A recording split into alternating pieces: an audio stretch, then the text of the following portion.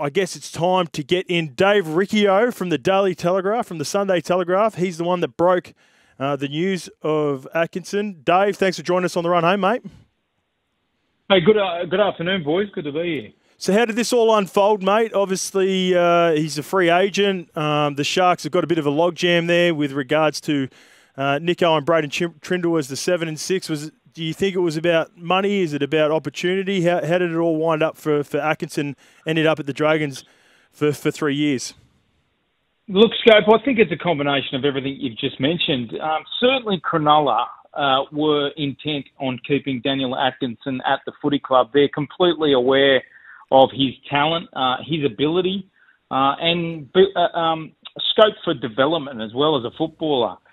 Given his limited NRL experience, he's only played 21st grade games, guys. So the Sharks were completely aware of the upside for Atkinson.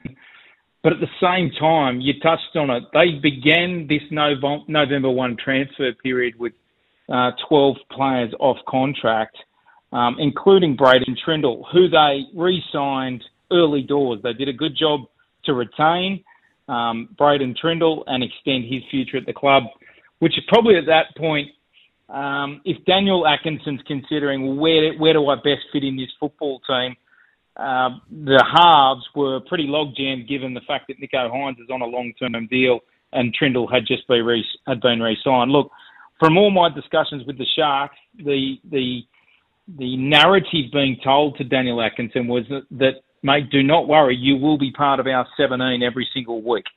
Now, the difference between what the Sharks could offer as far as the Dragons offer is that Shane Flanagan could go a little bit further than that and say you will be in our halves every week. And that's a big carrot to throw at Daniel Atkinson, who's been plying his trade out of the Queensland Cup, looking for his opportunity to become a starting half.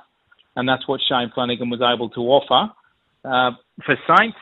And then on the back of that, boys, is the salary. The Dragons just have had, and it's been widely reported, plenty of salary cap space, and the Sharks, for everything I've just said, they're pretty tight. They've got some work to do on players re-signing, so they just couldn't match the offer coming forward from St George Illawarra.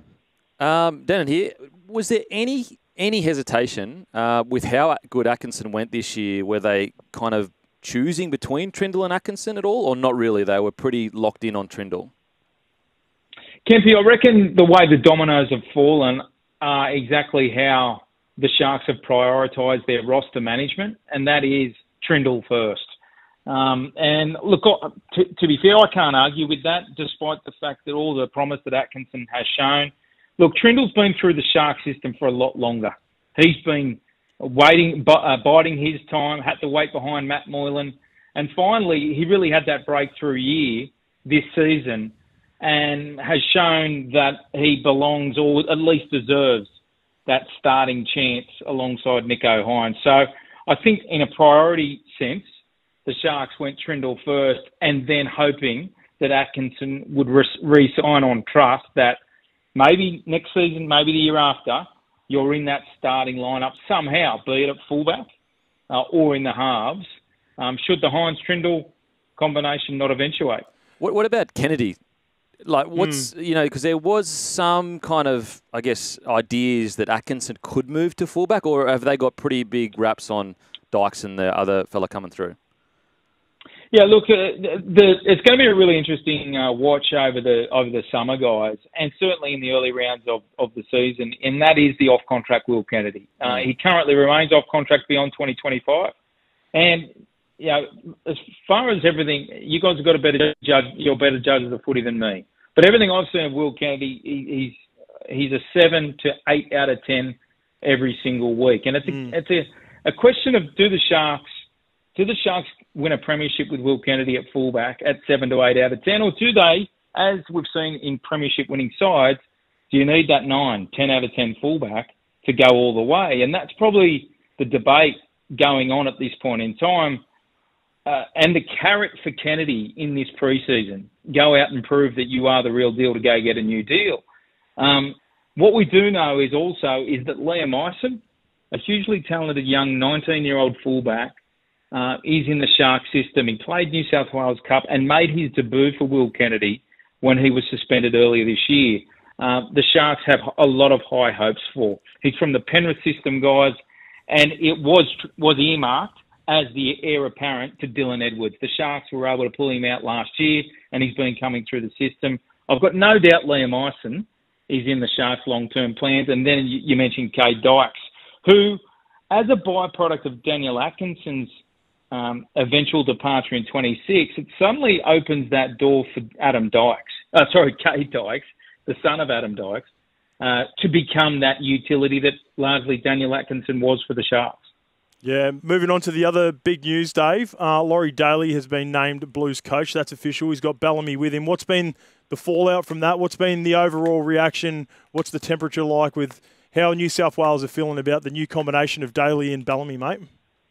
Yeah, I would say it's been mixed, in being honest, as far as the Blues going back to the future in the space of Laurie. We know that he certainly had his series success, but certainly there were some losses and series losses along the way.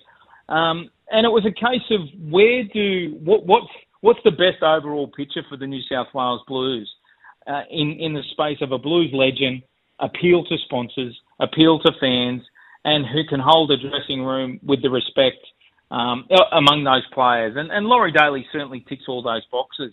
The only question to that is, does a Michael Ennis or Matt King, who were certainly in the discussion, deserve their opportunity as well? So, look, in answer to your question, I think it's mixed, and it's only until next year will the complete diagnosis of Laurie Daley's appointment be known, guys. I'm excited to see how Laurie goes, personally. I think, obviously there's been a lot of chat recently about during his tenure, he went up against arguably the best Origin team of all time, goes through that dynasty. So it's very hard for any coach to win during that period. Now, he's been out for a sustained amount of time as well, so that could be how different has the game changed. I'm really intrigued to see how Laurie goes with this new crop, and they'll arguably be the favourites going into next year as well, compared to when he coached. They were often the underdog. Yeah, totally agree, guys. And the other point to this is that we're seeing the return of Craig Bellamy to the Origin arena in certainly a formal capacity, and that's been something that Blues fans have always been intrigued about. Is when and if and how does Craig Bellamy become back involved with the New South Wales Blues? Again, he didn't have the greatest of success when he was the head coach of the Blues, but we all know the champion coach that he is and what influence. And maybe that's the influence that could be the difference for New South Wales, and certainly as a support for Laurie Daley, the super coach that is Craig Bellamy. What's the feeling like in the media? Because I know Michael Maguire did a really good job at, and look, obviously there's going to be time for Daley to do this, but Michael Maguire did a really good job of kind of getting the media on side and getting back behind the boys and, just getting the right people on side. What's the feeling you're getting in the media in regards to Laurie Daley? Do you think he has that same kind of pull as Michael Maguire had? Kempy, I reckon he does. And I say that because Laurie's been around a long time, and we think about not only a coaching career but a playing career. That this is a guy that was forever in the media and the spotlight, and learnt how to handle the media and work with the media from a very young age as a former Canberra Raider, and I think that's key. And I would argue that probably Laurie's in a better position as far as his media relationships go than what Madge was. Madge had his way, which was the guard up manner. I think which was an evolution from being at the West Tigers and being on the back foot all the time, being under the gun and spotlight. There is attention. There is there's a little bit of a brick wall there, of which he needed to break down in the New South Wales Blues role, because you need to be everything to everyone in that role. And guys, Laurie Daley, whether you believe he's a quality coach or not, he's just a champion bloke, and you'll struggle to find anyone that will bag him as a person, because he gives everyone the equal amount of time, and I think that's key. I think that's key when you're talking about one of the hottest seats in the game. Now, it might sound a bit silly because obviously Michael Maguire, playing-wise, doesn't have the resume that Laurie Daley has. But do you reckon that this generation of player has the same reaction to Laurie Daley as maybe 10 years ago or 15 years ago? Yeah, look, you could certainly make a case saying probably not. You're right, and guys, as you know, there's a lot of players that hardly watch any footy. They're on the PS5, So, and that's the way of the world of these days. But look, one of the key criteria of this head coaching appointment was that the New South Wales Rugby League Board did not want to rip and tear everything up that Michael Maguire had implemented, and that includes the coaching staff. And yes, they'll be back up to the Blue Mountains again as Maguire had them. It's basically a drop-in coach scenario, and so I don't feel as though whether the players are warm to Laurie because of what they know he did in the past matters at all. It's about the environment that you create. And what the Blues were able to create was that environment. And I would say it's an easier task for Laurie, that it's almost a cut and paste method that he can go in and implement and pick up from where Maguire left off. Yeah, it's interesting. It's going to be a watch and see, because there are different pressures that associate coming off what Madge did so well. Let's go to Redfern really quickly, Dave. Lewis Dodd's arrived from St Helens. What are the whispers around Redfern at the moment? How him and Cody Walker have looked, and apparently they're looking at getting John Bateman. There was rumoured that Manly were looking at Johnny Bateman. What's the latest with him? Yeah, guys, look, certainly South Sydney, there's no denying they're going to be a spotlight club, aren't they? I mean, they've got the super coach, Wayne Bennett, and Lewis Dodd, who NRL fans will know largely little about. He's formerly from St Helens. He's arrived.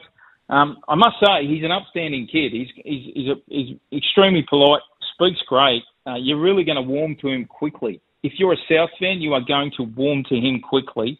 But it's early days, guys. As far as your response there, Scope, in relation to the combination with Kade, it's early days. They're going through the testing process of which you guys know well about, of setting up their pre-season. Wayne's in town. It's early days, but it's going to be fascinating to see how it all unfolds. That combination is going to be key. To me, it all still comes back to Latrell on how he performs. As far as roster management, they've still got a little bit of money to spend, the Rabbitohs. So we know that they let Lachlan Elias go early. They did have to chip in a little bit of his salary next year at Saints, but there's still a little bit of salary cap space to spend. Now, they're weighing up currently Matt Lodge or John Bateman, or potentially another player to beef up their pack, both in experience and know-how. And that's where they're looking at Lodge and Bateman. We know the West Tigers would be happy to let Bateman go and chip in as well. So it's balancing what you can get, as far as value is concerned, and how they fit into the roster. But I don't think we've seen the last of South's movements just yet, guys. What do you reckon, Kempy? If they were to pick one or the other, do you think they need a big middle like Matty Lodge, or do you think priority should be a guy like John Bateman on the edge? Oh, that's a tough one. I actually like their roster as it is. I think their roster is fine. Injury-free, that is, if they're all injury-free. If you move Keon into the middle, I wouldn't mind an edge, because then you can go Aitken and Bateman on an edge. Yep. I guess with Lodge, it's just a matter of, Totola and him are both really big boys. So, do they actually complement each other as front rowers for the modern day, front rower that's quite agile? I'd probably say move Keon into the middle as a front rower with Totola to start, and maybe even Jairo potentially. Yep. And then you have Cam Murray at 13, Aitken at an edge, and then Bateman on the other edge probably. All right. Well, I'm looking forward to see how that pans out in the next couple of weeks for sure, because I reckon the Supercoach will be making a move very soon. Dave, thanks for all that news around the NRL. Remember, you can catch Dave at the Daily Telegraph and on the website. Thanks for joining us on the run home, mate. Too easy, boys. Thanks.